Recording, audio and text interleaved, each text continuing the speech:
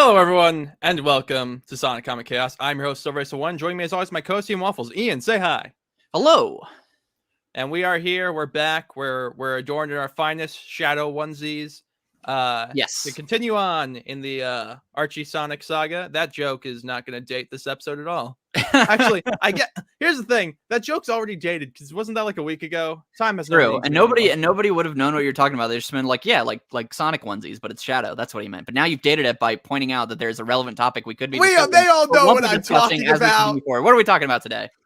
So we're talking about a random one-off issue that we didn't have time for last time, and also we're back, folks. We're back in the shit. We're back in the trenches. We're back in Mobius 25 years later. Let's go. All right, let's dive in. Well, no, hey, who's driving this shit? Me or you?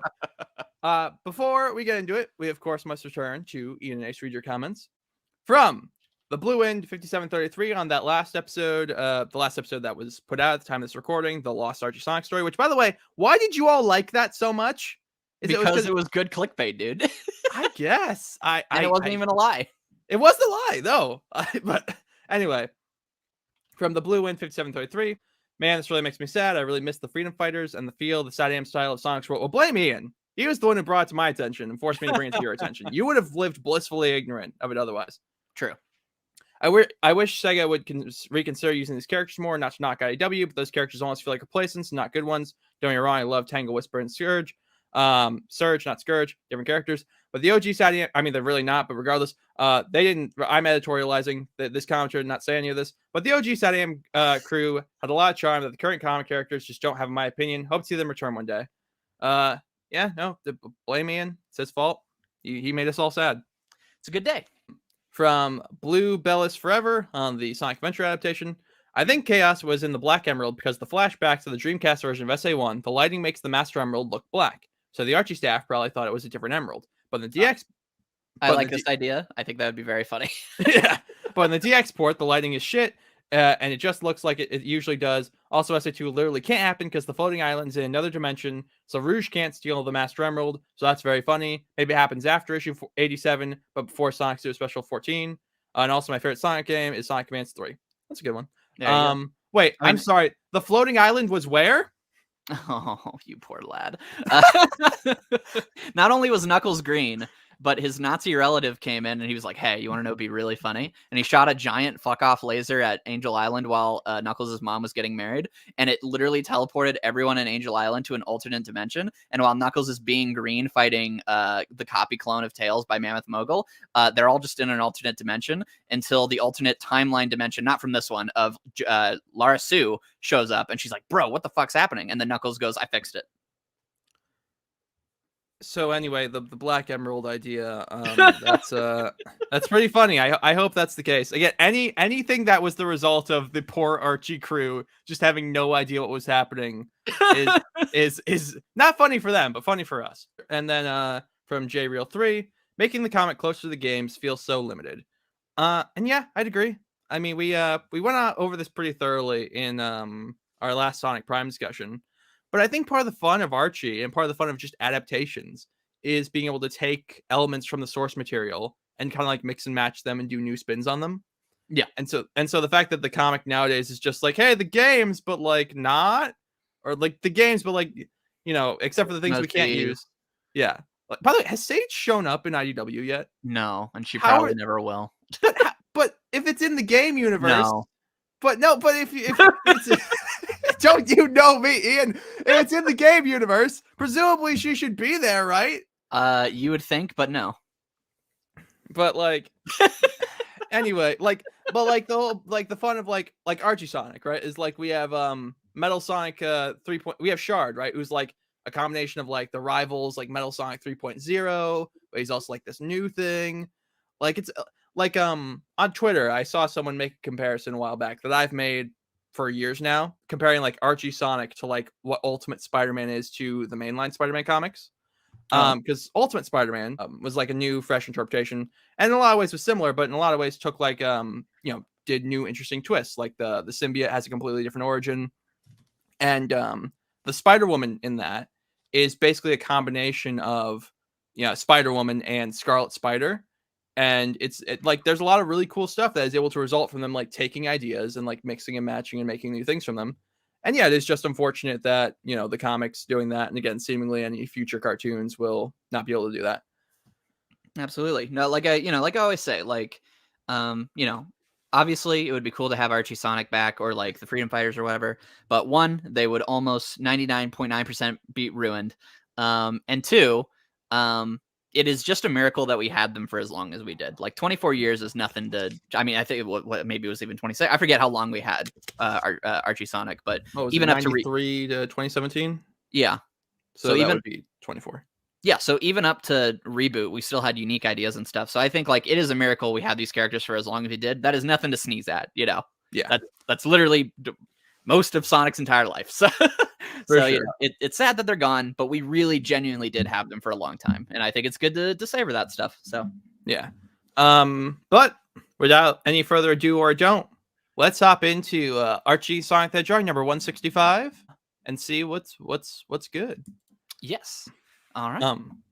A couple things actually. A public service announcement I want to put at the top of this. So we will often in these just say like, hey, you know, if you want to read along with us, we're doing these issues. Like, so if you want to read up for next time, you know, it's like fun. I think of us kind of like a read along podcast, like kind of like a book club podcast. And unfortunately, part of the problem with that is that you can't get the Archie Sonic comics anymore, but you can find them online. And I would say if you're going to find them online, the best place you can get them is the Internet Archive. Yeah. The versions on there look much cleaner. It seems like they've taken the digital copies from either Comixology or the Sonic Comics app. Yeah, that's probably from the app.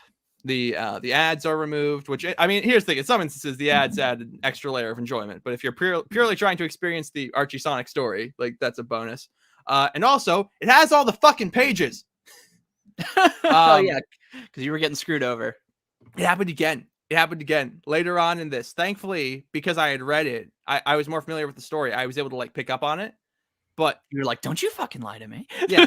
So now I'm wondering if we go back to older episodes, if there are times where I'm like, man, this thing doesn't make any sense. How did this? And if there just weren't pages there. Well, there's multiple times in the series where maybe not a ton, because I know the early ones are well categorized, but there's a few times during this I know where like I'll talk about something and you'll be like, yeah, okay, and then like later in the thing I'll be like, did you not get that? And you're like, what do you mean? Yeah. It's because you just don't have the pages for some stupid reason. Maybe, I don't know. We'll see. Fucking you over. I don't like it. But well, we don't have to worry about that anymore because from now on I plan on using these Internet Archive versions. Absolutely. So we start off issue which issue was it? 165. 165. Rouge is being interrogated. But how did we get here? Well, after she ran off with Scourge, she was like, hey, Finitevis is doing like some weird evil shit. And I'm not really down for that. So he's literally gonna grab nukes. Yeah. And what's really interesting is Vector here is so serious. Like, yeah. I guess like Vector obviously still gets like cool moments. Like there's a bit like to give IDW a compliment. Shortly after the Metal Virus arc, he has a bit where he like basically leads all the Sonic characters into battle. Like that's a cool thing. And obviously when he sacrifices himself. Yes, that too. But like generally nowadays and even later on in Archie, like if Vector's in a scene, like he's making a joke. He like either he's being comedic or something comedic is happening to him. So it's really weird to see him just played like 100% straight. Yeah. Did you find it refreshing in a good way or just more of like, whatever? It's just weird. Like just interesting. It's just an interesting kind of relic of the time and of what these characters were.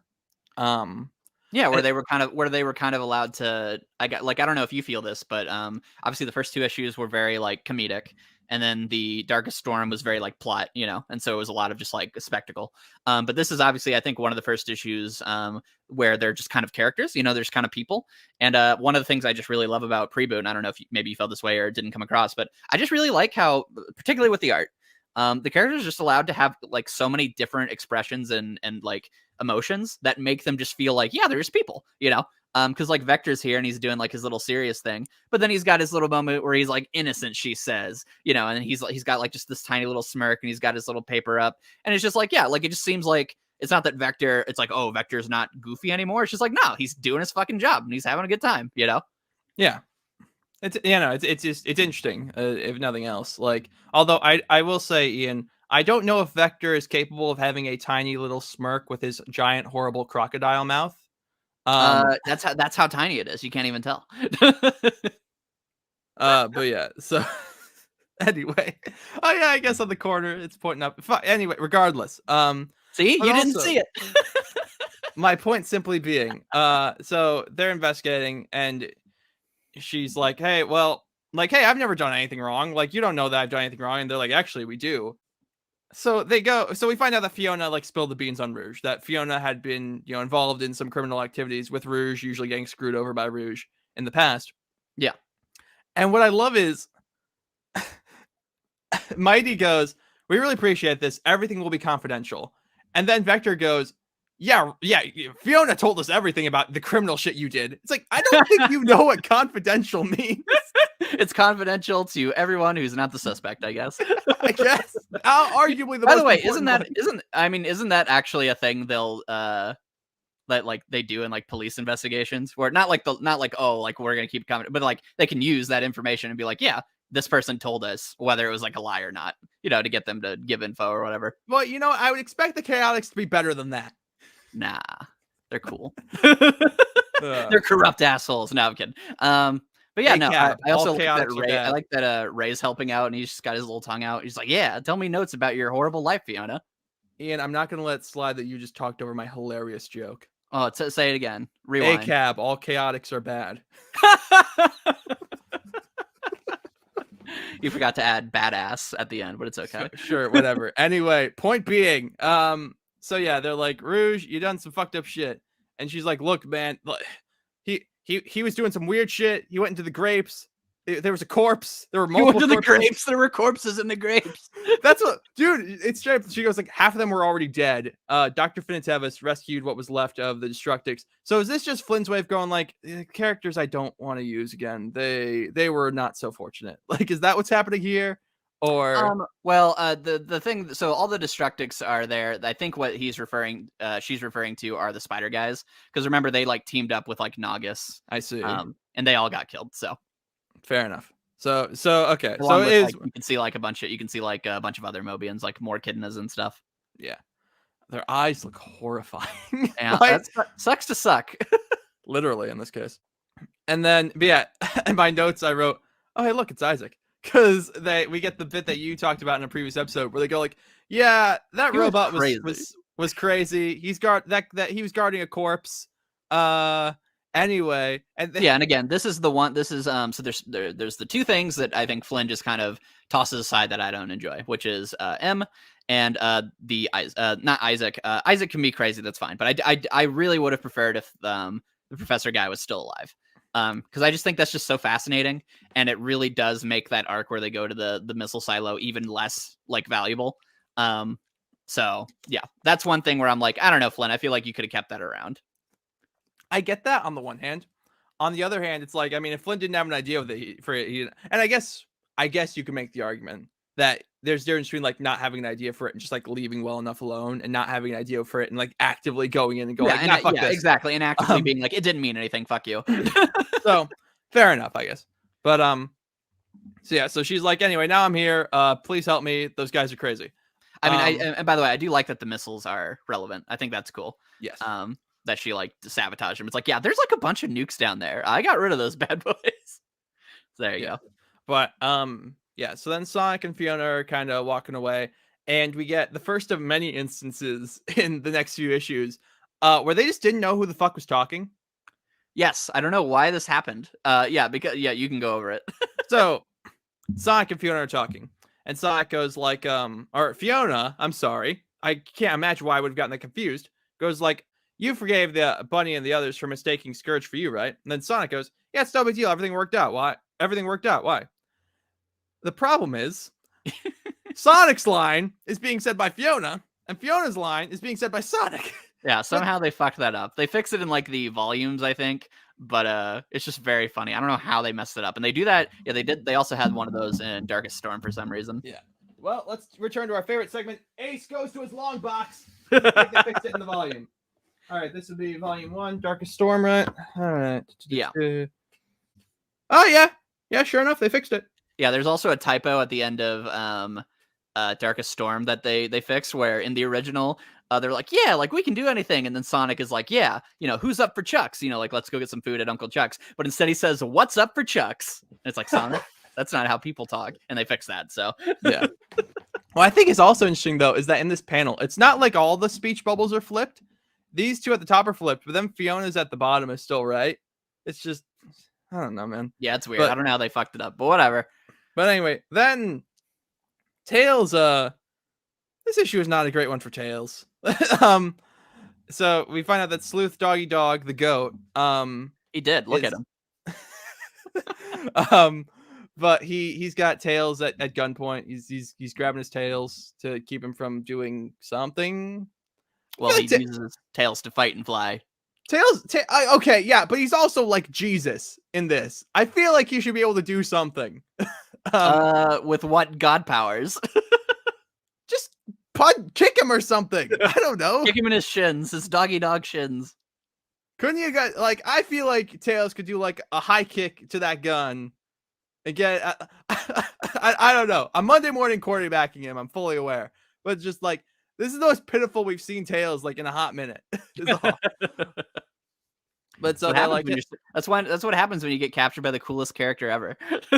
Fair enough. You know what? We just don't understand the power that Sleuth Doggy Dog radiates from himself. Absolutely. Look at those muscles. But so Sonic's like, meanwhile, not meanwhile, at the same time, Sonic gets blindsided by Scourge. And there's a fun little exchange where he goes, ready for Act 2, wimp? He goes, anytime, punk. Yeah, and then they just start fighting, and then just like, Sonic, we're still over here. Yeah. He's like, Tails will be fine. Yeah. No, I do love that. I mean, Scourge he's just so good. Just all his faces, dude. Yeah. He's such a fucking asshole. Yeah, but so Sonic and Scourge are fighting, and then somehow the other three are able to make it over like very quick to where Sonic and Scourge are. And they're like, okay, wait, just well, actually, a quick little important tidbit is that Scourge goes like, oh no, Fiona and I are dating. Like she's just pretending to date you. Which like I love how because objectively, he should not say that. That's a really bad idea to be saying that. But I love that he just doesn't care. He's just like, because Scourge is the coolest character ever. He's such a fucking little shit. Yeah. And I love his little line of like, first a little revenge, now that you don't have a shadow to hide behind. Like he thinks he's so fucking clever. And then he rides Sonic down a tree, pushing his head through like all the branches, and he's like, I love how she plays it like you two are real. I don't like how you said that. But, it's so fucking funny. And then when he gets the shit kicked out of him, he's just smirking and he's like, yeah, whatever. Yeah. Well, he's got those super special emerald powers, so maybe it doesn't hurt as much. Or at least that's what he would say. That's definitely what he would say. But even his glasses didn't break. Oh yeah. But so Fiona shows up and is like, all right. And Fiona, Tails, and Sleuth Doggy Dog show up. They're like, all right, they just want the warp ring that Rouge stole back, and then we'll all be good. So then Sonic runs off to grab that, and then Tails and Fiona disappear for a panel. They're just gone. It does he doesn't. I think it would be funny if they were in the smoke cloud coughing. Yeah, but I mean, based on Tails' face at the top of this page, I wouldn't be surprised. But yeah, so he's like, fine, take your fucking ring and leave, and then they do, and then.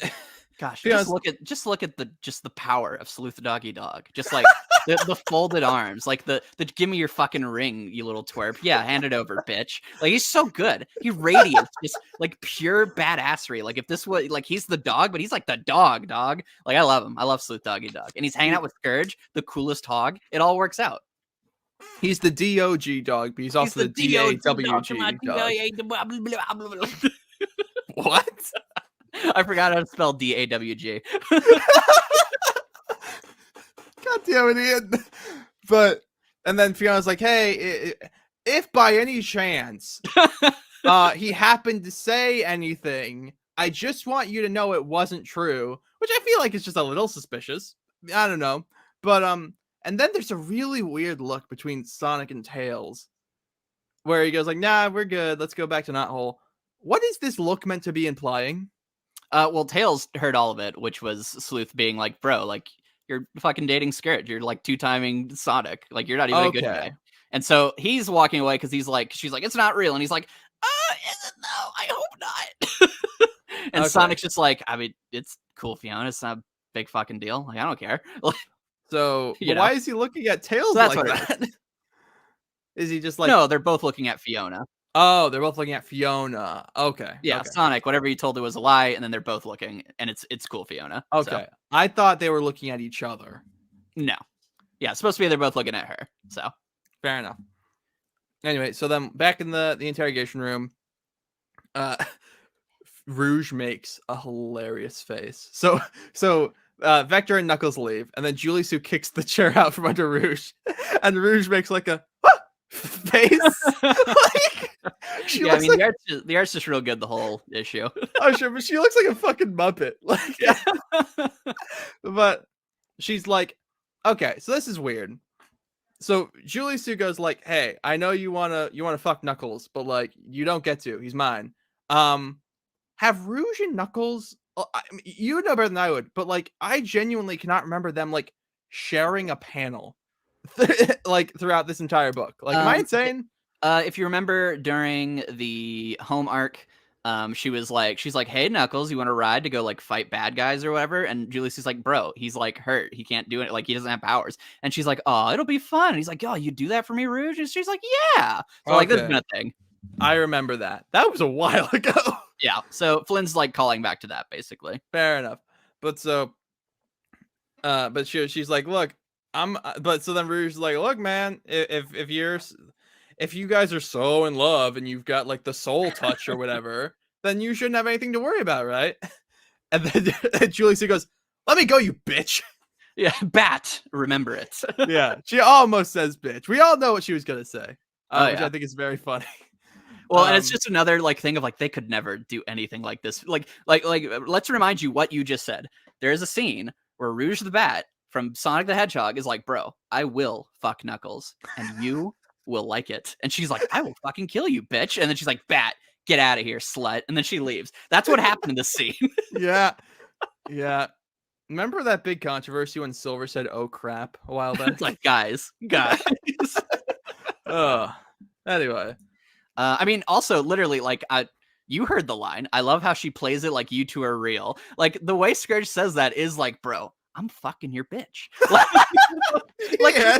he would say that. You can't say that. He would say that. I'm not doing a podcast with Scourge the Hedgehog. That's what it is. And then he literally says, you have a lousy track record with the ladies, Blue. And then Sonic, because his ego is hurt, goes, no worse than your fight record. So they're literally having a measuring contest.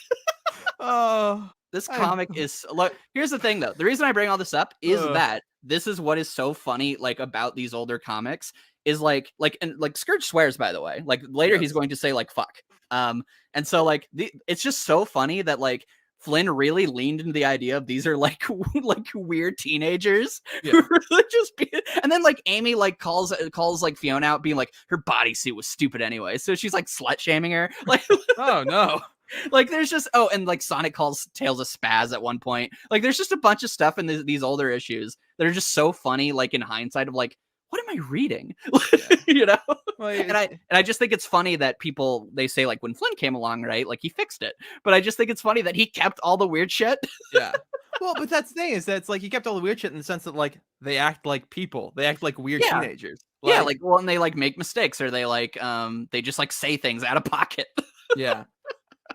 But so yeah, so that's why I bring it up is that this final scene, besides the stuff I talked about, so Rouge is one of the only characters, besides her, it's her and Charmy, who I think Flynn never really figures out. Because what happened is that Rouge, she's like just a straight up, just like a jerk to everybody, which is fine. Like if they want to make her like more villainous, but then they kind of start leaning into her being like a little nicer when she's with Shadow. And then they like go like straight form, like bad guy by the end of the story. And so Rouge never really gets to be a character, like in a way that all these other characters kind of get to be. So she's just kind of around. And also this Julie Sue threat never goes anywhere. Like she never like test their relationship in any way. So like it's just one of those things where it's like Rouge is kind of one of those early examples where Flynn was trying to figure out the characters, and this one is one of the few cases where it doesn't go anywhere. But with that said, the scene is still pretty funny. Oh, it's great. So I guess that's kind of the interesting aspect of a lot of these early. I call this the cleanup era, where Flynn's really like kind of going in and trying to like get things out. Like literally in just this issue, he cleaned up like 4 different plot points. You know, Yeah. and so like I think that's what's just kind of interesting about it, and what makes like every issue feel like something happened. Yes, I agree. What did you think of this story though? It's pretty good. It's pretty fun. Yeah, like what did yeah. you generally like about it though? Was there any characters that stood out, or? I mean, it's always nice to see Scourge. It's always Yeah. nice when we I get think he's the best part. I think Scourge really. I think because we're making Shadow a good guy, which I mean that's true across all media. But I think Scourge really fills that role of like guy who's like Sonic but evil. But I think the best thing about him is that he is like Sonic but evil in every sense of the word. Whereas like Sonic, like he's kind of a dick, but like in a charming, like fun way. Scourge is a dick, and he's like annoying, and not in the sense that he's like mean. Yeah, he's like, and not in the sense that like he's annoying to read, but like he's annoying to the people around him. Yeah. And I think that's cool. Obviously the stuff with again, I like good Fiona. It's gonna be sad to see her turn. I think this issue, definitely is starting to lean into it more. Whereas in what was it, Birthday Bash? What was it called? Happy Birthday, whatever that story is called. Birthday Bash. Yeah, it definitely felt like, are they making her evil, or are they? What are we doing here? Whereas here we're definitely planting more breadcrumbs. We're like, nah, she's evil. Well, and I mean, if you can tell, like obviously she is not just like I'm evil. It's more of like, well, shit, I'm in like a rock and a hard place. Yeah. So like they because they make it clear, like even when like Scourge is leaving, like she's giving him like a dirty look, and then like as we'll find out later when we get to her stuff, like it wasn't necessarily something where she was just like, yeah, I'm cheating on Sonic to spite him or to like do an evil scheme, you know. Yes. Yeah. So I think they do a good job with that. Also, again, I say it every time, but the art's just so good. Like just all the expressions, all the like it really like I think what's kind of fun about like interesting about this issue is going forward, once we get really far into Flynn's run, I'm gonna have way less negatives to say. But like for this one, I think like, you know, the Isaac thing's a little weird. The Rouge scene obviously doesn't end up going anywhere. There's like the weirdness with like the paneling, which normally like if you were reading an issue that was bad, these things would compound and they wouldn't be really enjoyable to read. But just because like the art and like the coloring and just the moment to moment dialogue is so charming, it's just like still like a strong issue because that's what the series is about, is the big characters and just like the way they're presented and like how much personality they have. So that's just something I want to say, where it's like this isn't one of my favorite issues. It's one of the more earlier ones. I would say it's weaker than like Birthday Bash, and for me, it's definitely weaker than Darkest Storm. But I still enjoy it because I just think moment to moment, it's so enjoyable to read. Yeah, I'd agree. Also, just a quick fun thing I've never noticed about Julie Sue's design is that her hair like starts pink at the top, then like fades into blue at the bottom. Yeah, I mean, Julie Sue just has a really cool design. Oh yeah. And also, you know, I meme on him, but I do genuinely just adore Sleuth Doggy Dog that this is a character that exists. Oh yeah, it's great. Like his little smirk where he goes, "Why, it's so ironic you call me traitor." And it's like, bro, your name is Sleuth Doggy Dog. Shut the fuck up. Yeah, he's so good. He's great. But and then you have Scourge. So yeah, I mean, overall, I like this little issue. So and then we go to the B story, right? Yes, and you can tell us into the early 2000s because it's time for some Call of Duty. But so we actually have Butler back for this, which is nice. Yeah, and it looks really good. Yeah. So Rotor, not Rotor. Well, yes, Rotor, but Rotor receives for Knuckles a magic Skype call. Yes. So it's so funny. And I don't care that much. Like it's whatever. Like they need it for the story to happen, but it's just funny how they go like, yeah, the chaos energy makes it so he can call us on our screen that has like signals somehow. Yeah, and I love how Knuckles like, I didn't know we could do that. He's like, yeah, because you're an idiot and you need to come home, dummy. Anyway, I love you. Well, that's not how this call goes. No. But I do think it's just a funny visual where you have Knuckles on this screen and then it just cuts to Locke in the chamber and Knuckles is in the Emerald like, hey dad, how's it going? Yeah.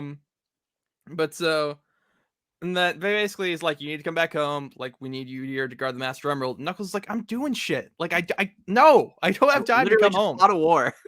Yeah. But so And then we get some exposition. Flynn kind of sets up some stuff that's gonna be happening later. The Dark Legions, the Civil War. There's these different. There's the Flame Legion, the Frost Legion. Dingoes. Dingoes, like all crazy shit. And basically, he's like, look, man, I can't come home. We need to stop Robotnik. Like the best way to solve all those problems you're having up there is for us to stop Robotnik down here. Yeah. And then Locke goes, you have to come back, Knuckles. I cannot guarantee the safety of your mother or her family. Yeah. Which obviously it's not a threat. He's just going like, look, man, if something happens, it's kind of your fault because you're not here. Exactly. What he's saying, because we'll get to the nitty gritty, but basically what he's saying is he's just like, you have all these excuses, Knuckles. All right, fine. If you don't come back, your mom just might die. That could happen, and it would be your fault. Yeah. And so then fuck that guy. Yeah, and then so the Knuckles in a great, it's drawn wonderfully. There's a 3-panel bit where he's like shocked, and then he's enraged. So he goes, "You did not," and then he just punches the fucking screen. Yeah. Like his eyes are all like have veins and stuff. Yeah, it's awesome. And he's like, sorry about the screen. Hi, Tommy Turtle. I forgot Tommy Turtle was in He was like, I'll fix it, I guess. Yeah. And he's like, and by fix, I assume he means get another one. Yeah.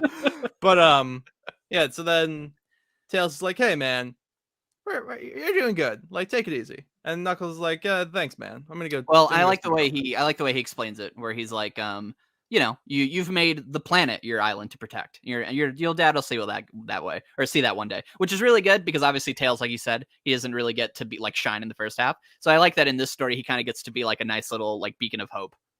Yeah. Also, Tails is tall as fuck here. Oh yeah, Butler every time he draws Tails makes him basically as tall as like Sonic and Knuckles, which it just kind of works out. But usually when that happens is when Tails is being more adult, and so it actually like really adds to the idea that he's kind of grown up, which I appreciate. Yeah.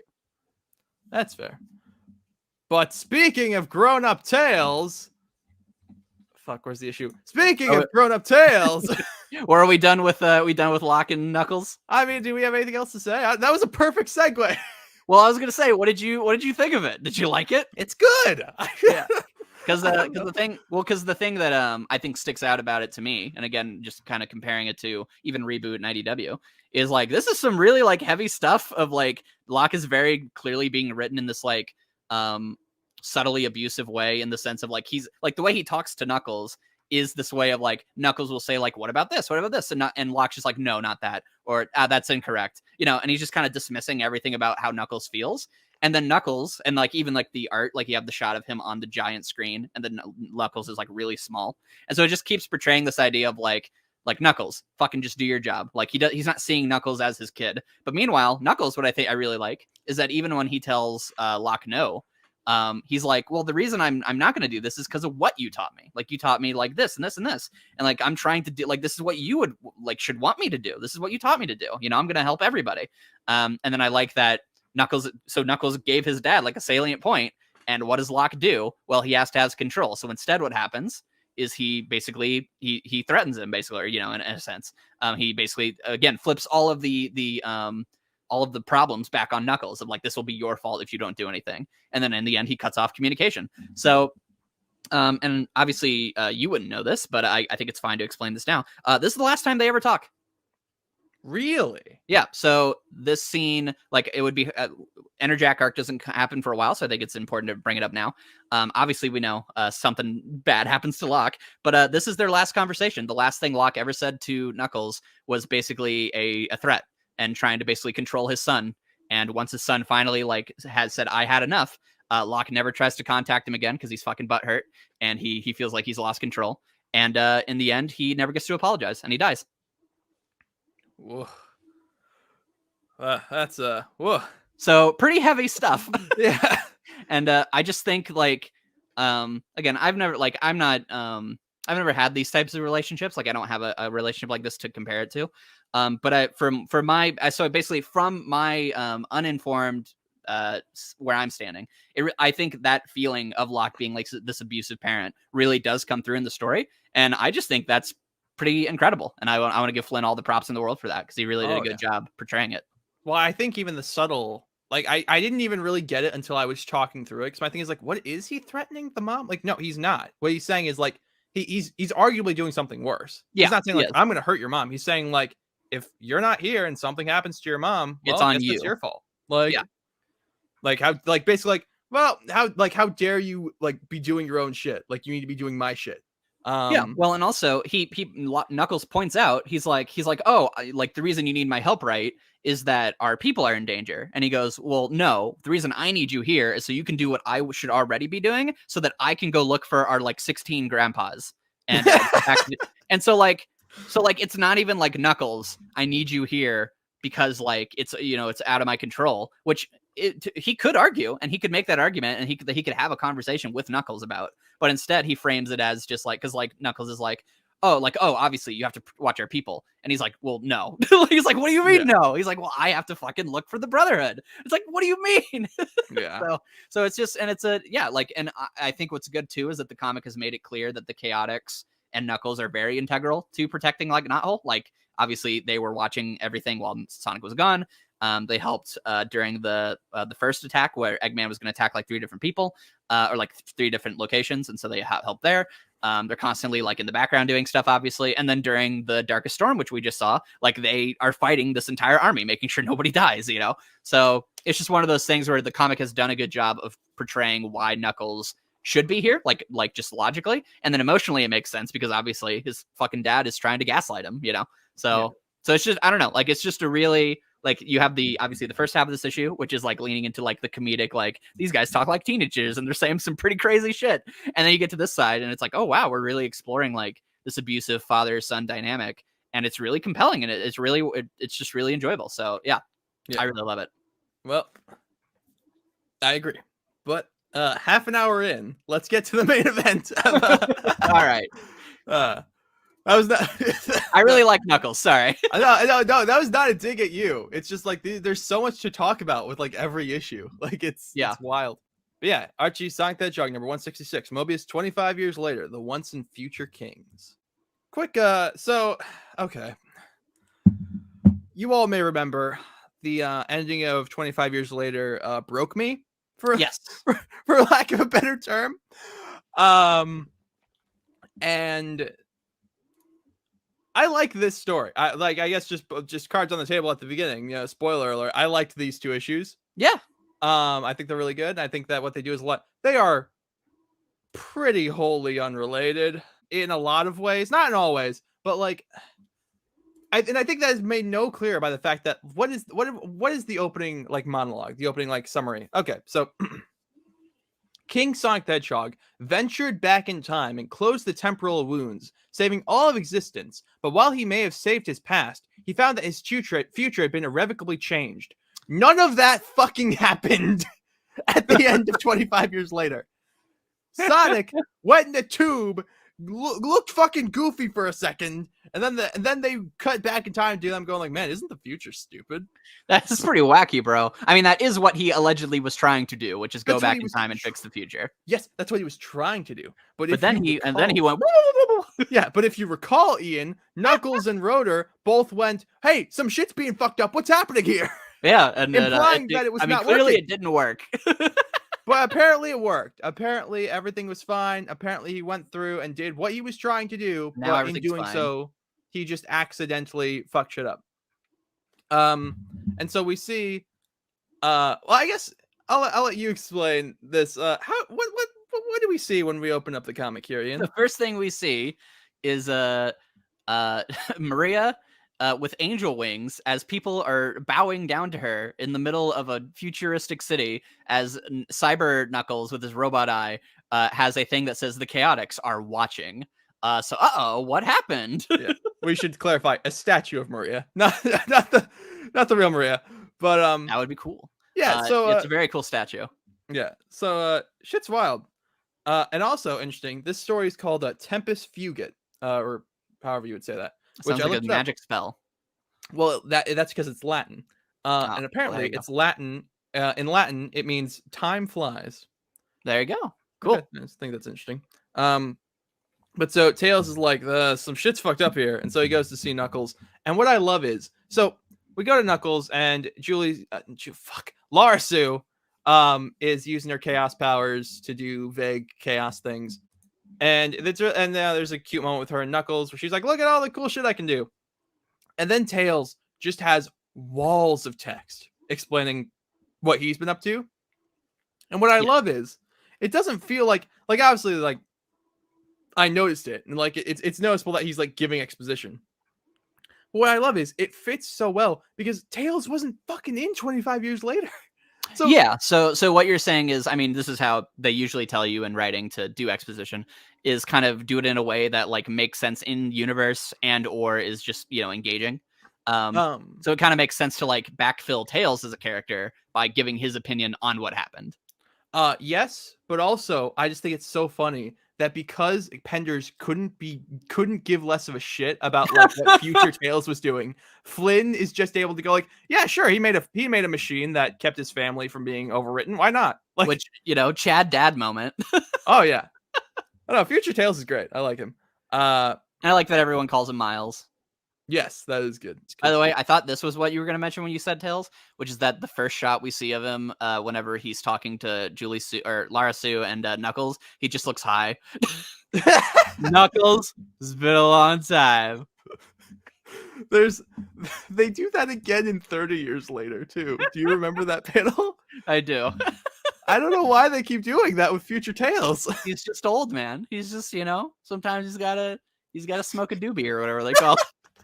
a doobie or whatever they're called. Oh, gee. I love that he has random belt buckles on his gloves. Why not, man? He's been playing Kingdom Hearts. Yeah.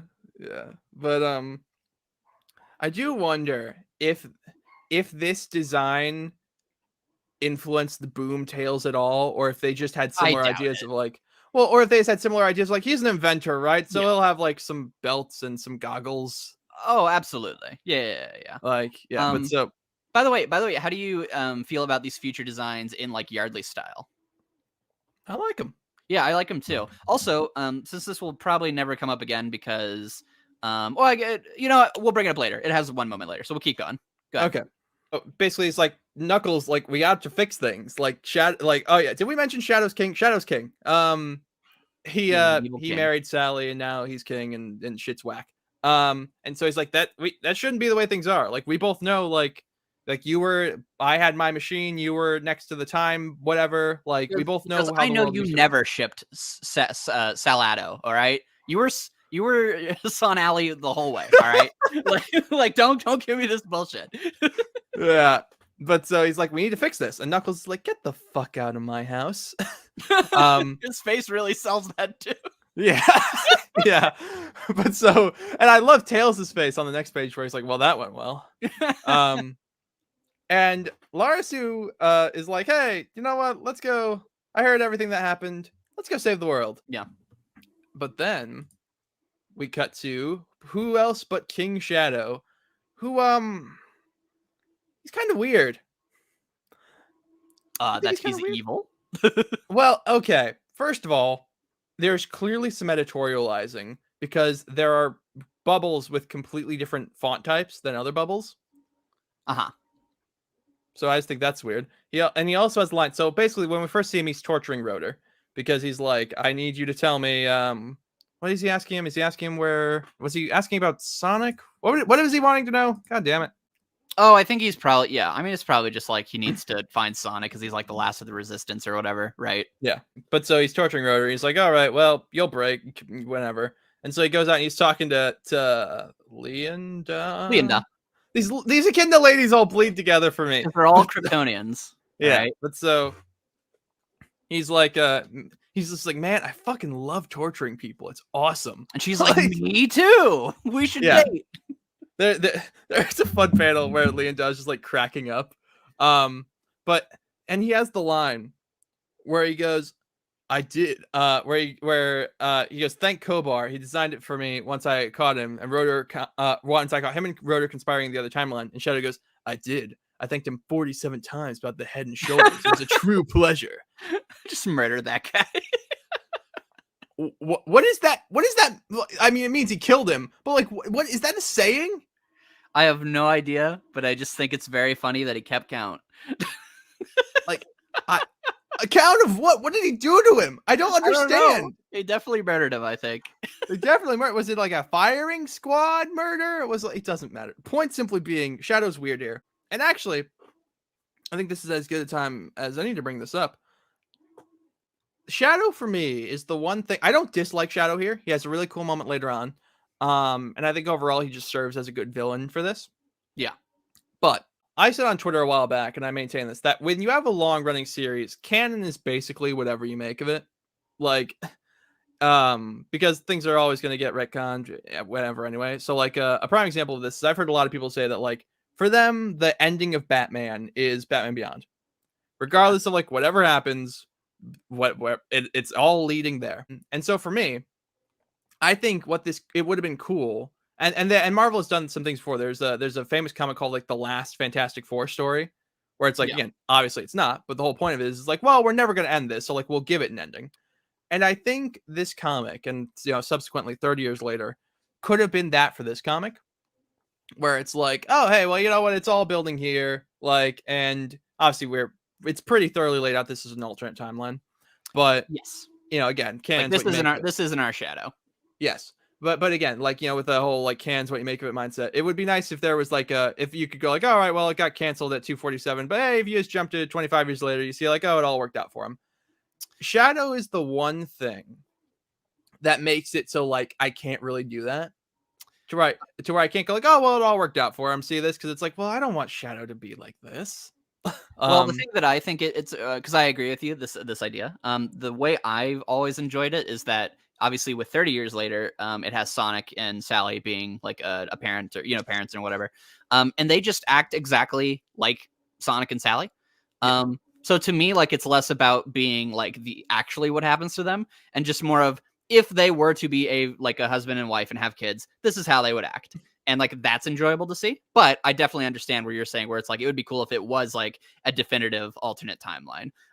Obviously the reason they don't do this is so we can kill Locke in a different way. Yes. Well, but this isn't that timeline anyway. Right. Well, that's what I mean, is that regardless, then it's got to be different in some ways. So it's still an alternate timeline no matter what, Yeah. But so, but either way, but I will say about King Shadow, because we can talk about him here. So he will show up in 30 years later, and he's got some cool stuff there I really like. I think what's cool about King Shadow is just that I just think the idea of him is neat, which is this idea of like, what if you had a Shadow who took Maria's words of like protecting the planet to like a dark extreme of like this idea of like, oh yeah, he's just going to take matters in his own hands. He's going to be a ruler or whatever, who's just going to make sure everyone's safe under his iron fist. But like he's like sadistic too. So it's like, oh, he's just evil, right? But then he has the line right after where he's like, oh, I fucking murdered Kobor, where he's like, I cannot lose this world. I have done too much good for it to be stopped now. So it's like this Shadow in his weird twisted way seems to believe that this like world under his thumb or whatever is like a good state for the planet to be. And there's a lot of, that's just kind of fun to just have. They don't explore it too much. They have like, in 30 years later, there's one line in there that I think gives the Shadow more depth, but it's one of those things where a lot of people just like hate evil King Shadow. I'm like, guys, one, it's not our Shadow, so don't fucking worry about it.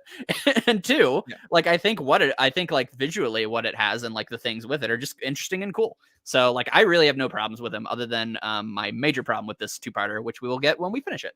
But as for evil King Shadow itself, I think like just the imagery of Maria with like angel wings, that tells you kind of everything you need to know about this Shadow, right? Yeah, you can make the argument like this is a Shadow who like that like the ending of Shadow the Hedgehog, where his whole thing is like, moving on from the past, not dwelling on. Like this is a Shadow who never really internalized that lesson. Yeah. Like, and so so I will say there's part of me, and I've talked about this in the past, where it's like I wish that there could have been like a main universe like 25 years later crossover, and we could have seen like Shadow meet this Shadow, but then that's just Mephiles. So I guess we already got that would be cool. Yeah, that's a cool headcanon idea. Yeah. But yeah, although I will say it's interesting how Shadow turns evil in this world that seems to be completely devoid of Amy. You know what? You're absolutely right. Just let me have this, Ian. I won't fight you.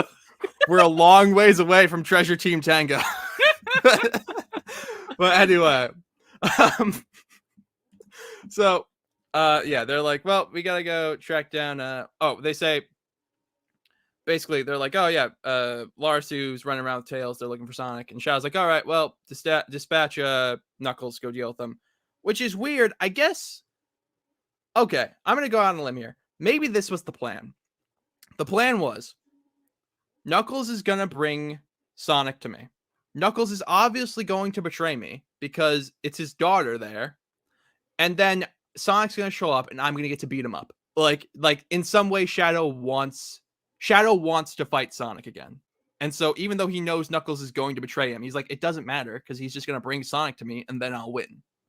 Uh-huh. I mean, maybe. Otherwise, this makes no sense. I was gonna say you can maybe read into that. I think it's just supposed to be that he's cocky. Again, we'll get to my main problem with this arc. But yeah, that's something that's a cool idea to throw out. But I don't think, not that it couldn't be the case, but I don't think there's enough evidence for it to be a compelling case, if that makes sense. Yeah. But yeah, continue. What happens next? But so then Tails and Larsu go and they find Sonic, and Lara goes, "That's Sonic the Hedgehog?" And he goes, "I'll admit it, kiddo. I ask myself that a lot lately." He's got a fucking rotting chili dog, like so goofy looking. I do kind of wish we had gotten more. I wish this had been stretched out a bit longer, so that way we could have gotten more time with like schlubby, like Peter B. Parker-esque Sonic, dead children Sonic. Well, oh my god! So that's the thing. So basically, we see Tails and Sonic interact for the first time in 25 years later, I think. Yeah, because they mentioned during the original series that Sonic and Tails haven't spoken in like a long time. Yeah. So Flynn's building off of that. Yeah, but so I wrote in my notes, my prayers have been answered. He finally took off the crown. His unibrow crown. Yeah. Basically, he's like, everyone, like, Tails kept his kids safe, but like his kids were wiped out. So which is crazy. Yeah. Well, but you know what's even more crazy is I think that's really interesting that, you know, in this story we said like there were a lot of like really dramatic shifts to in the timeline, right? Like a lot of things are really different. And yet nothing of value was lost. Cuz I hate kids. I don't hate kids. I hate Sonic's kids. I hate his fucking they're just Sonic and Sally. And they had a chance to do it over here. And then 30 years later, they're just Sonic and Sally again. Yeah, but at least they're like toddlers, so they're cute. Well, at least they swapped the eye colors that time. But regardless. Yeah, at least they both get like super speed, which is nice. Yeah. Did they not have super speed? And well, I guess we never saw them use super speed. And they're just well, it's because Ken Penders only knows how to write people. Again, remember this. Ken Penders thought, how do I get Sonic to relate to his son? What could they have in common that they could bond over? I know. Sonic is good at pool. He's good at pool. So yeah. But so what's weird also is that Sonic keeps going like, so again, in this world, Maria's God. Maria is like a deity, like that's like a religion or whatever. And they illustrate this by having Sonic go like, and anytime where any normal person would go like, oh God, why? Oh God. He goes like, oh Maria. Yeah, which is cool. I like that. I like that when he transferred to this timeline, it seems like it almost like altered some of him too. That I mean, that's all it can be because again, if he's just the Sonic from the old timeline, he shouldn't be doing that. Yeah. Also, I like that one of his ears is just like kind of droopy. I know he's sad boy. What did you? What did you think of the scene where like he kind of makes up with Tails and he's kind of got the different reactions? So I don't know if you know this. There's like a version of this where like Sonic's like weeping, like it's like yeah. And I actually think this looks better. I think I was gonna say I think this is better. I think what people because a lot of people will defend that the original one and say like oh he should have been that because they want like Sonic to have like big emotions and stuff. But I think the reason this one works way better is because this scene goes by really fast. So if he has like that crazy emotional reaction of like just tears everywhere, and then literally 2 pages from now he's gonna be like, oh, I don't remember you being so precocious to like Lara Sue. That feels weird. Whereas like the way it is now, it feels like he has a moment of like, oh shit, oh, okay, but we're good, right? Tails, like he's trying to keep it in, And then whenever he goes back to like kind of talking to Lara Sue, it feels more like he's like trying to put on his hero face, you know? Yeah. Whereas like if you have all the tears and stuff, it would feel really weird that like then he's just like, oh, he's good in like two panels. So like I think the way Yardley did it here, like he was kind of forced to, I think it made it more subtle in a way that I appreciate. Yeah. Well, I think you can also interpret also like not to make fun of Yardley's art because I think he's regular artist. That face just looks weird. Like from what I remember, like it's I don't know. Maybe it's just because like it's a Sonic character doing that expression that I'm not used to. But like it's like whereas with this, I see him, I'm like, oh yeah, he's like the way the expression still sells like this Sonic is like destroyed. Like that that's what I see it where he's just like he's beaten. Like well, and I think my favorite panel is the one where he grabs Tails and he's like we're you know like we can fix us, right? Like we're cool, right? And then like Tails like, yeah, you know, it's okay, big brother. You know, you just had to ask. And like I think that one's like the best shot of him. Yeah, that's it's pretty good. So, but yeah. then not Chad Dad shows up. Yeah. Then Knuckles shows up and he's like, I'm gonna arrest all of you. And then there's a B story that we will be skipping over for. Yeah, we'll skip that for now. By the way, I don't know if you noticed this, but this final shot, 1, looks fucking awesome. Yes. 2, it has like I love that the Shadow the Hedgehog logos on all their stuff. But to me, the coolest part is that you have God Maria in the background looming over everything. Oh, that's dope. Yeah, I didn't notice the Shadow the Hedgehog logos, but oh, that's cool. Yeah, so like again, like the art really like does a lot of work. So yeah, and then we'll move on to the next one. Yeah. So then we have Once Future Kings Part 2, Archie Sonic the Hedgehog number 167, Tempest Aternus. Sure. Eternus. And I don't think this is a real Latin word. I think because I googled it. I googled the first one, I googled this one. And the closest thing I could find was Aternum. Maybe it's like time eternal. Maybe. What I found was, well, maybe, because what I found with Aternus was I looked up and the closest thing I found was Aternum, which does mean forever. So yeah, I guess it would be like so it's probably time for time time eternal, basically. Yeah. Fair enough. But we did it. We solved Latin. If only my college professor could see me now. He just looks at Leonda and he goes, no. But anyway. So so Leonda is like talking to Nazi Grandpa Robot Head and her son's like hanging up on the staircase. He will do nothing in this story. I guess they just want to show that he's there. He's just a holdover. They just want to let you know he's still around. Yeah. But so the Sonic characters, the Sonic, Tails, Lara Sue, they all got chained up next to Rotor. They're just being really casual. Yeah. And like, this sucks. Oh well. Yeah. And Rotor's like, how are you all like so calm right now? And Knuckles comes in and he goes, because she's the daughter of a guardian. Which was cool. He's a good dad. But yeah, but so then I also like the old Sonic and Tails dynamic. I kind of wish we saw more of it. Like the idea of like they're both like in their 30s and they're like, yeah, we're chained up again. Doesn't this bring back memories? I don't know. I like that they have his tails chained up. That is fun. And even like when Knuckles shows up, they're just smiling at him like, yeah, okay, motherfucker, like whatever. Tails looks high again. Yeah. I really like Lara Sue's little part where like she has like her hands down, because like they're talking and you know Rotor's just like, why are you blah blah blah, and then like Lara Sue basically just like ignores him, is like, I'll say Rune will never let me hear the end of this, and it's just like, he's like, what the fuck are you people on about? Yeah, but so and then so Knuckles comes in and he's like and it's cool bit where he's like, he's like, I'm not surprised a couple of lunatics like you would want to like this, but my own daughter. And Lara starts to go like, hey, I'm doing the right thing, and I'm not asking, and I'm not going to apologize. And he goes, I couldn't be prouder. And then he frees all of them. This is a cute scene. Yeah. But so then they devise the plan where they're like, where Tails is like, I'm going to go do science, and then Sonic's like, all right, cool. And then Knuckles is like, get Rotor out of here. And then so Sonic and Knuckles go off, and I believe the plan is Knuckles is like going to get Sally out while Sonic fights Shadow. Yeah. And meanwhile, Lara Sue has to take care of Rotor. Yeah. And then Laura Sue goes, and so Rhoda goes, "You have your father's strength." Laura Sue goes, "Ugh, good thing too. You did not have to do him like that, Laura." And then there's I really like the bit where Sonic goes, "Let's do it to it." Knuckles goes, "One last time." That's He just a says, really what cool do you panel. say? He goes, "One last time." Oh, I thought you said Lamau.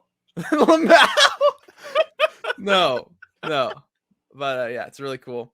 But so then they all go off, and so they barge in, and and Shadow has the line where he goes, "It's about time you returned, King Sonic. No love lost, my queen." And I assume Sonic was supposed to be saying this line because they have Sally go, "You know about the other timeline?" Yeah, that doesn't make any sense that she's saying this. Yeah. Yeah. Well, but at least Sally's finally like talking and being a presence, which is not she isn't in any else of this. Yeah. But we'll get to that in a moment. And Shadow goes, "Of course, chaos control, whatever. Fuck it. I know about the other timeline, yeah." And so Knuckles gets Sally out of there, and Sonic's like, "All right, time to fight." And he goes to punch him, and Shadow is completely unfazed. Yes. And they do a really cool thing where Shadow tosses his cape off, and he goes and he beats up Sonic, and Sonic's like already unconscious by the time the cape hits the ground. Like this, like it's genuinely like a really clever way to just like, because like, okay, I think we've talked about this before, but obviously, with these characters, they're as strong as the author needs them to be, right? Yeah. Especially in like a fantasy story where like your characters are like superhuman. So as an author, you have to somehow portray to the audience how strong the other character is, and also kind of have it feel like it makes sense. So, for example, if they had just fought and Shadow just beat Sonic, the most you would have would be, well, like Sonic's old, so I guess that makes sense, right? And you would just kind of have to take it, I guess Sonic just sucks. He's old, blah blah blah blah blah. But because you have the visual of the cape, it actually gives you something that like measures it for you and makes it feel more grand. Like this is the point of the scene, is to show that Shadow is not only stronger because something Sonic's old. No, it's that like he is so out of his league that he can beat him before the cape hits the ground, and that sells the power Shadow has, rather than just like if they've just hit each other. Yeah. So just really, really smart. Yeah, and I could see the argument, and by the way, the reason that they give is because Shadow doesn't age, and so Sonic's like 40 and Shadow's still like 16 or whatever, ostensibly. Yeah, he's also been living on the sleep street, not sleeping and eating shit. So yeah, so that probably hasn't helped. But so I could see being upset that it's like, oh man, Sonic didn't get to do anything. Like this story is Sonic they go like, okay, we need Sonic back so that way he can go help us fight King Shadow. Sonic shows up, gets his ass kicked, and then someone who's just been hanging around the whole time shows up and beats King Shadow. But on the other hand, I could see the argument that Sonic's role here is more symbolic, where it's like the hero has returned and he kind of like rallies the troops, and he's here so that way he's here to motivate other people to beat King Shadow, not necessarily to beat King Shadow himself. Well, the real reason, I mean, that's a good like reason for in the story, but the reminder, what was 25 years later actually about?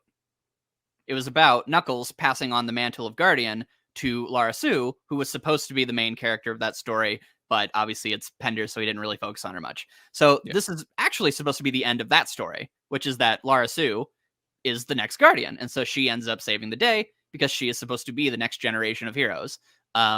And so like that's what they lean into in this story, is that at the start, she's talking to Knuckles or whatever, and then she's like listening in on the plan, so she's like the one kind of taking the initiative to kind of like coming along with the heroes, and then she ends up kind of overperforming in the sense of like, oh, no one would expect that she's this powerful, and then she saves the day. So it's supposed to be like Flynn is actually paying off her story, because 25 years later was supposed to be her story.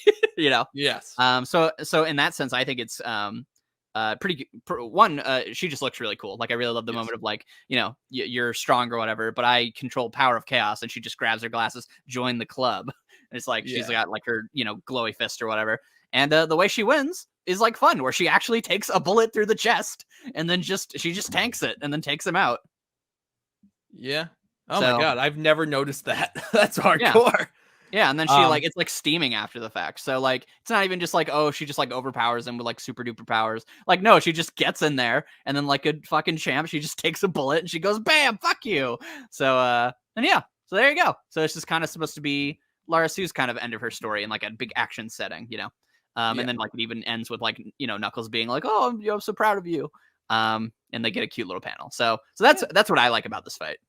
Yeah, no, it's really cool. I mean, again, you have some speech bubbles getting moved around where the Shadow shoots a Chaos Spear and Lara shouts Chaos Spear. But whatever, it's fun. Like it's a fun story. Real quick, did Lara use any Chaos powers in the original 25 years later? Well, no, because if you remember, the end of that story was he was like, I'm going to train you to be a guardian, and then time shenanigans. Okay. So remember, at the start of this story, they're showing that he is training her. So this is the thing I wanted to mention. So part of the thing with the original 25 years later is that Knuckles, his whole thing is he didn't want Lara to be a guardian because of what he went through, right? Because it sucked. And he had a bad relationship with his dad and it was really abusive. So he's like, I don't want her to go through that. But also then he was like, you're not going to be a guardian, period. I'm not going to try to, you know, but being a guardian just essentially means like you're a protector. You know, you watch over people. So basically, you know, you watch over the island. And so Knuckles is like, you know what? I'll train you. But then one of the fears, right, is that Knuckles' kind of thing is he's like, you know what? It was wrong of me not to give her the option to be a guardian.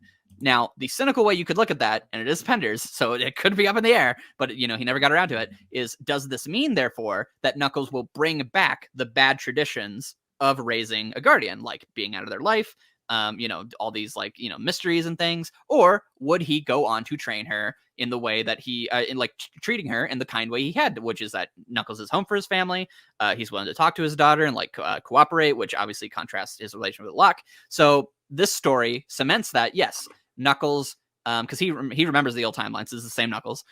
Knuckles is a character who did actually grow from those things, and now he is a good dad. He's training his daughter, and she's becoming stronger because of what he learned from the original story. So I'm really happy that Flynn like solidifies that Knuckles, who learned that lesson about his relationship with his dad, he actually did go forward and become a good dad to his daughter. So I think that's really good.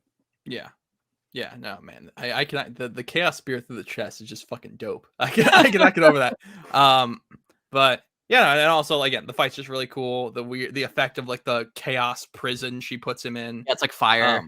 Yeah, because that's how she wins ultimately. She does the, you know, Servage does 7 chaos, cast power rich by the heart, and is able to just like, yeah, just freeze him, but like forever seemingly. And it's pretty cool. Yeah. And then Sally shows up to be a trophy. Indeed. Yeah, I didn't even really notice this until we were like talking about it. But yeah, Sally doesn't get shit in this. And I don't like that. I mean, like, here's the ending's cute. So basically Sally shows up. So Knuckles and Lara go off. They're like, oh, we did super cool. And so then Sonic and Sally talk. And they're like, oh, hey, do you think we could, like, you know, get married or whatever? And she's like, yeah, sure. And they kiss. And then I'm just going to read you the line. Sally, yes, my king. I don't want to sound forward, but have you ever thought of having kids?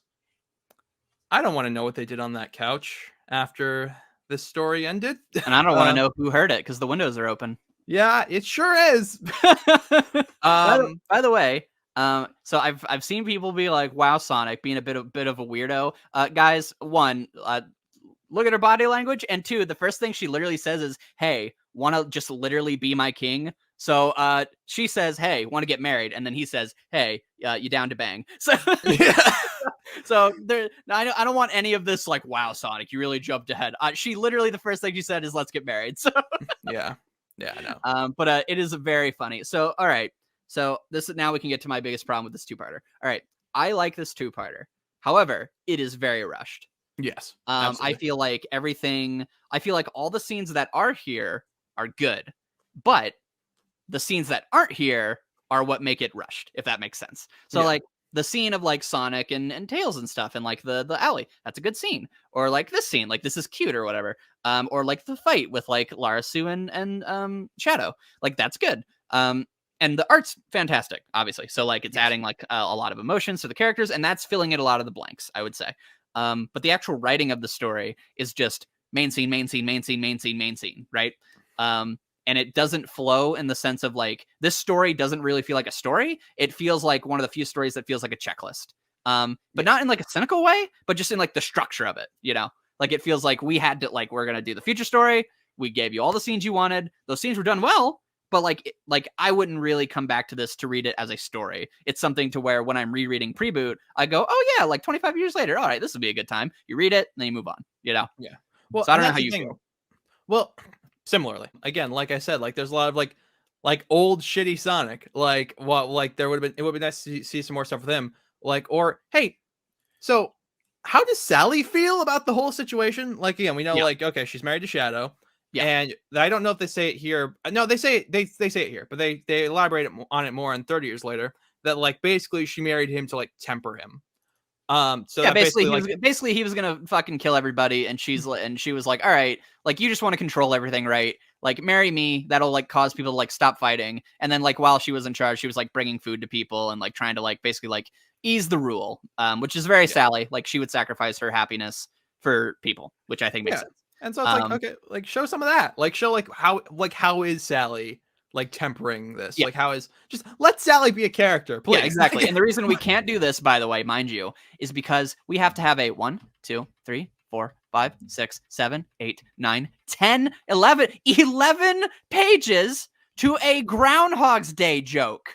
Oh, don't even get me fucking So- started. So this isn't reminder, this isn't something to where like, oh, they just didn't have time, right? We had so many B stories that we got to get to. No, one of the B stories is fucking Mike Gallagher just makes a Groundhog Day joke. It doesn't matter to anything. They should have completely cut that and just like fleshed this out to a full issue. Yeah. Well, and I feel like this is a very utilitarian story. Yes. This is like I mean.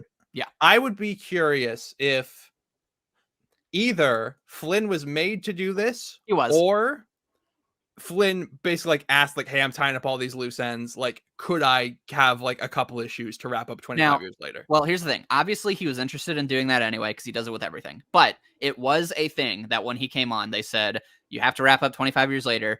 And specifically, they said you have to make an evil King Shadow because that would be cool. So that was not his idea. God damn it.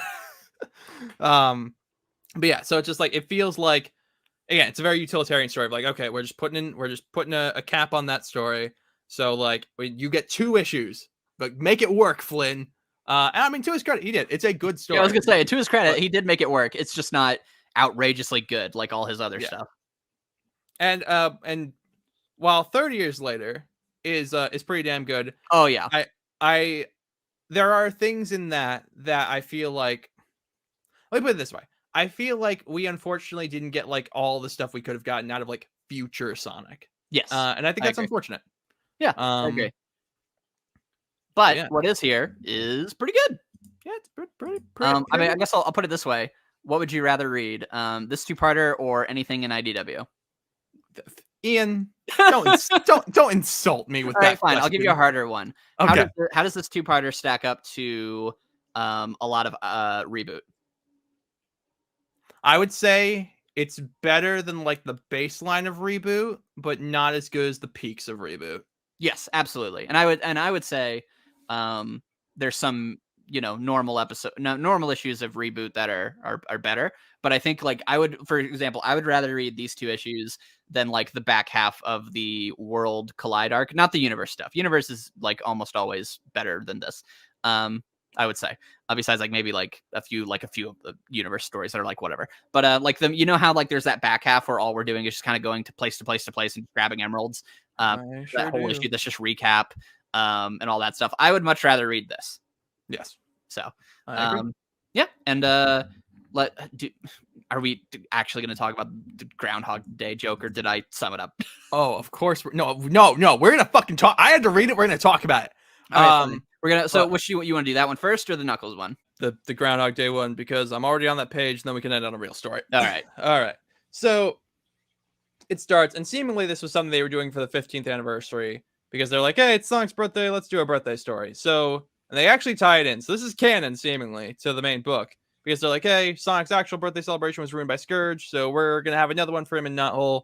And there's this narrative device where his alarm clock is going like, hey, today in Knothole, we're the sky, it's a sunny 70 degrees and but wait, Sonic's late to his birthday party because he said, what kind of fucking heathen sets their alarm for 10 o'clock, by the way? Someone who doesn't have a job. I guess I guess here, to be fair, people have unconventional sleep schedules and work schedules. Sonic the Hedgehog doesn't. So like, why are you? I guess my question is, at that point, why are you setting an alarm at all? I can't believe you're sleep shaming Sonic. You know, I'm gonna, you know what? I'm gonna do it though. I like his car bed. It is a nice bed. By the way, isn't that just Speed Racer's car? Oh my god, yeah. No, No, yeah. there you go. When did that movie come out? I mean, it's a show, so I know, but like, was that around this time? No, I remember it came out because it didn't come out in 2008 because it like Iron Man like fucking ate its lunch. Yeah, something like that. Yeah. Hold on, I'm looking this up. Speed Racer. Are you enjoying this, audience? All right. Oh man, only a 42% on Rotten Tomatoes. Jesus. Yeah, May 9th, 2008. So okay, so I guess whoever drew this, Dave Manick. I guess they're just a Speed Racer fan. But alas, so then he gets up, and it's like, oh no, but wait, he's late for his birthday because he sets an alarm for 10 o'clock. Yes. And I don't know if this is a visual joke or not, but the clock says 10:06. I don't know if that's because it's 2006, but Maybe. So he's like, dang it, I set my alarm for 10 o'clock. Why the fuck did I do that? So he goes to run to go to Knothole, so he can go to his birthday party. But there's some reporters, and because of the reporters, he trips on a rock and he hits a tree and he hurts himself. And we see his feet, and it's really weird. But wait, the next morning he wakes up in his bed, and it's his birthday again, and he's late again, and we reuse the exact same pages again. And we have it repeat all of the words again. Oh, yeah, I didn't read that shit. Did you? No. Okay. I never reread the story. It's stupid and bad. It's not great. But so he's like, all right, but wait, but those reporters, so I guess I'll go out the back. And then he hits a wagon. Then we see both of his feet because God is dead, I guess. I don't know. But so then he wakes up. Also, Mina Mongoose' new song is called Soldier Boy. Like the what? Guy? I guess like the one from the SpongeBob meme? I don't know. Or the Evangelion meme? Or the other meme? Yes. I really wish I could have thought of a third meme that would have made that joke way funnier. A third Anyway, meme? Sure. But so then the reporters all climb on top of his house. Do you appreciate that this is the story I'm choosing to describe in excruciating detail? Yeah, I hate you. I don't know why he's doing this. He complains like, "Oh, why do we spend so much time talking about it?" And then he's just like, "Yeah." So the one where I summed it up of it's a shitty Groundhog Day joke. He's like, "So let me explain to you the story of Groundhog Day as it's shittily portrayed in a Sonic comic." And I don't understand. Why did he do this to you? Look, man. I don't know. It's funny. Also, why is the top of Sonic's house a UFO? Because it's funny. I do like the joke that they all fall in, and now they're all in the hospital. Yeah, but then Sonic wakes up and he's like, "Oh wait!" But for some reason, this time he wakes up at 7. So I guess he just woke up before his alarm, and so then he went ahead early, and he's just sitting there while other people set up. What a dickhead! Go help. I've never actually seen Groundhog Day. Is it as good as this? I don't know. I don't care. Anyway, what's the next issue? Well, not the next issue. The previous issue. The previous issue. Well, but no, Ian, what did you think of this story? I fucking hate you. I love that you're doing to me what I did to you. Well, we finished talking, and then I'm just like, "Well, hey, give me your genuine opinions," and you do it to me on the fucking Groundhog Day joke. It was bad. Moving on. It's bad. But didn't you have fun? I think it's the maddest I've ever been at you. Why are you doing this to me? I don't want to talk about Groundhog Day. Why is he doing? I will say, I do think it's cute in universe that they threw Sonic another party and that Sally is there at the end setting up. That's my fucking insight. That is cute. I agree. I hate you. I agree, Ian. Thank you for wasting your time, idiot. That's what he said. That's what he said, Ons. You heard it. I didn't say that. Did I say that? I don't think I said that. Post in the comments if you said it. You know what you also gotta love? Huh. No one's still listening to this. There's no reason for us to be doing this.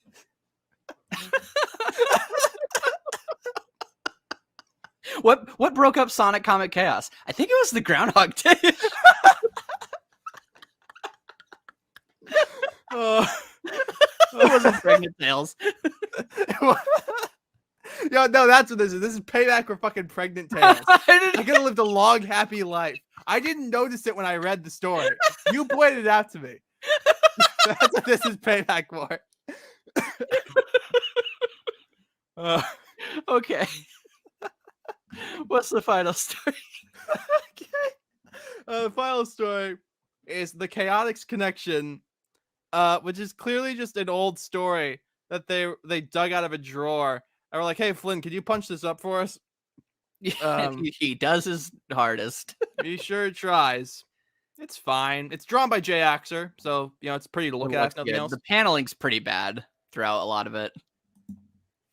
Yeah, but in the latter half, I mean, where it's just like square, square, square, square, and 5 scenes happen in like one page. Yeah, what the fuck even happens in this story? Hold on. Okay, so back in like the gag era, there's a special. It was the Knuckles Chaotix special, and in that story, the whole idea was that Renfield T. Rodent was building like an amusement park, and he was working for because it's like a rat, and he's like it's like Disneyland, and so he's making an amusement park, and he's working with Eggman. And then later he shows up again and he's selling drug-laced chili dogs and he kills Charmy B's friend. And then he escapes. So this is just a story of basically they just wanted to tie up that character, basically, which is I would assume is why it's here, which is that, Renfield T. Rodent, he was never wrapped up. So they probably either, they dug this one out and they realized, oh, this'll work. And so they put this one in here. Yeah, and that's what it is. It's just wrapping up Renfield T. Rodent, or that's where he comes from. So you can go ahead with the recap. Yeah, so they're like, hey, Mr. Rodent Man is he's opened a casino, and Rouge is like, shit seems pretty fucked up. So she's wearing her hero's outfit. I think he's in like her hero's outfit. Yeah, another indication that this was a story from 3 years prior that they're only now printing. Yeah.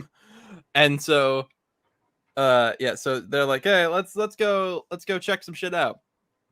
And I forget, where is this? Is this in Echidnopolis? No, I think this is in Station Square, they said. This is Station Square. Okay. Yeah, because that's why the president's calling them. Oh yeah, I guess it'd be weird if he was like, my fellow Mobians. My fellow Mobians. I did not sleep with that bat. Oh God. Oh, why is Sonic also sitting in a throne here? He's just chilling, I think. I think he's just being a dick, which I like. That's fair. Because I do like the little joke they have here where he's just vibing and watching her or whatever. And then he's like, yeah, well, when you need to get bailed out. And then Sally like cuts it. He's like, I'll send Bunny. He's like, nah, fuck you. Yeah. That's like one. I think that's probably my favorite part of the whole issue. Well, it's nice that they're getting along. Oh, certainly. But so the Chaotix go and they're like, all right, well, is the food laced with drugs? They're like, no. Absolutely not. And so then they're like, all right, what's the deal? And it turns out that the slot machines are hypnotizing people. And so Rouge gets hypnotized, and the Mr. Ratman ties up Knuckles, and then he's like, hey, I'm using this to like suck out people's brainwaves to make robots. Sucks to suck, nerd. And Mighty goes, no, not now. Yeah, and so he crushes up all the robots, and Julie Sue breaks the thing, and then they all break out, and Rouge and Julie Sue are like, I don't like they're you. Like fighting because they're like, I like Knuckles, and she's like, how dare you? Yeah. And then the president goes, hopefully that character Renfield T. Rodent never comes back again because we're not going to do anything with him. The end. Yeah, and then the Chaotix. What I love is the Chaotix like pose for a picture no one's taking, but like that Julie Sue is just Julie like off, Sue gets cut out of it. off in the corner. Like, not even just they didn't draw her, they drew the side of her, and then she's just over. She didn't even get Mike Wazowski. She's not even there. Nope. She did most of the work. She did. She sure did. Oh boy. But and that's that, folks. We did it. We How sure was that did. shorter than the fucking Groundhog Day issue? I hate you. I didn't write it. What? Oh, in this page they did the last page, but it's the same page. Ian, what do you have to say about that? Oh my gosh. Anyway, yeah, I mean you're completely right. This is like a story they just like grabbed out of the bin, and because it literally says plot Romy Chacom, okay, and then dialogue Ian Flynn. So there you go. So clearly this was already done. Also, Jay Axer has not worked on the comic since I think before Space. Oh yeah. No, he had like 3 pages at the beginning of Home. You remember? Oh yes, you're right. And maybe he had like something else in between, but I think that was it. Yeah. So like this is clearly something they were like, oh shit, wait, let's put this in. And it's I would say this besides the Groundhog Day one, this is like the worst one of the bunch. Yeah. Like where like the other ones, I could look at them and go like like there were things to really like about like the previous stories here that are in like this kind of early cleanup era. I don't ever want to read this story again. And it's not even because it was terrible. Like it looks good with the art. Paneling's a little wonky in the back half, but that's fine. But like it's just a nothing story. Like I do not care. Yeah, it's kind of boring. But yeah, let us know down below, audience. Did I spend enough time on the Hedgehog Day story? I feel like I don't think I really gave it the credit it was due, but you know. How would you rate it out of 10? Well, I guess real quick about all these stories, obviously. So as you can see, with Archie Sonic, this is kind of something I really wish IDW would have, which is B stories, because I really think like it just gives you more variety, and it just allows it to where it's like we're not stuck in one location, you know. And I don't know. I just really think IDW could do with having B stories in its main canon. Because I just feel like without that, the stories they do try to tell kind of stretch themselves out, you know? Yeah, no, I completely agree. Because like it would be a lot more enjoyable, I feel, if you were reading maybe not Misadventures, but you were reading, some of these stories, and then it's like, oh hey, we get to hang out with this character I haven't seen in a while, rather than dedicating an entire book to that. Because then it's not that you get variety in one package, it's that, oh, I have to read this story, okay, I'm going to take a break and now go read the one-shot stories. It separates them. Whereas, when you have a story like this, it's like, oh yeah, it also just makes the world of Archie feel more like it's lived in, like we're not always focused on one location, and I really like that. So, as for you, obviously, so we're still in the early phases of Flynn. We're still doing the cleanup era. And I think we're past now. I think we're definitely past the worst of his cleanup era. So for the worst of Ian Flynn's pre-boot run, as far as I'm concerned, what have you thought of it so far? Have you been enjoying yourself more or less than you thought, or what do you think? No, I've been digging it. It's nice to like things, because here's the thing. It's funny to come on here and go like, oh man, this Miso Silo arc sure was shit, but like I don't like being negative. Like no. I don't like coming on here and going like, I don't like coming on here and shitting on people's work. I don't like coming on here or even just reading things from a purely selfish perspective. I don't like reading things I don't like. Yeah, for sure. And also like especially with Ian Flynn, like here's the thing, like I have nothing but the utmost respect and adoration for Ian Flynn. Ian Flynn has written some of my favorite comic books, period. Like not just like Sonic, like comic books. Like, and so I don't like, it's part of why I don't like talking about IDW. I don't like shitting on Ian Flynn. Like I'd like to think that like you and we do fairly good at like, we're criticizing the work and we're not disrespectful, but even still, it's like, so it's just nice to read. It's nice to remember why was one of my favorite comic creators. And again, just to read good shit. What was your favorite story out of what we've read so far from Birthday Bash to now? Gonna be boring, probably Birthday Bash, just because. Yeah. I would say either Birthday Bash or Darkest Storm for me. I really like those.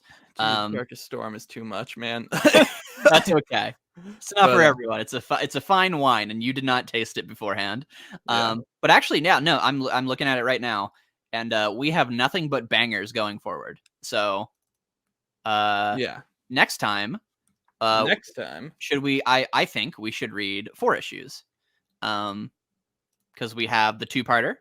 Then we have a one shot and another one shot, and then going forward from 172 onward, up to or like 172 to 177 is like a kind of a story arc of its own. So if you want, I think we could do 4 issues next week or next time. Okay, so you want to do 168 through 171? Yes. Okay. Well, okay, because I'm looking at the Sonic Saga series right now, and it collects 168 through 172. Yeah, I mean we could do 172, but that would be that video is going to be long. Well, but here's my concern, right? Is if we do 172 next time, that one's going to be long. But if we do 172 when we do the Eggman Empire arc, that one's going to be really long. Yeah. So okay. Yeah. Actually, instead, let's do those 5 because like 168 through 172 are kind of the last of like the non like of cleanup, you know. And then 173 is when they team up, and then 174 is the wedding, and then 75 through 77 is the culmination of that. So yeah, that makes sense. Yes. So yeah. So you want to go to 172 then? Yeah. So 168 Yeah, through let's do that. 172. Yeah, no, then I'm very much looking forward to the next one. This one was kind of the one I was looking forward to the least, and I'm glad that because I was a little worried that you weren't going to enjoy the future story. So I'm glad that a lot of that came through for you. But going forward, like I have nothing but confidence that it's just going to be a great time. So I'm very excited. Yeah, my biggest concern with this was like, would we have enough to talk about? And well, looking at the running time, thank goodness we had Groundhog Day.